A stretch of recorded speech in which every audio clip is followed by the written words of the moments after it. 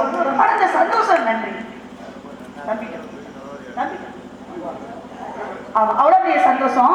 அந்த சந்தோஷத்தோட அவன் என்ன இவ இடையில ஏதோ ஒண்ணு பண்ண பாடலுக்காக அன்பு ரசிகர் நாடக ரசிகர் ஆமா அன்னார் அவர்கள் இங்கு வழியாக நடிக்கும் அருமையக்கா அனிதா அக்கா அவர்களுக்கு ரூபாய் 100 அன்பளித்துள்ளார். தம்பி அவர்களுக்கு மனமார்ந்த நன்றி கடன்.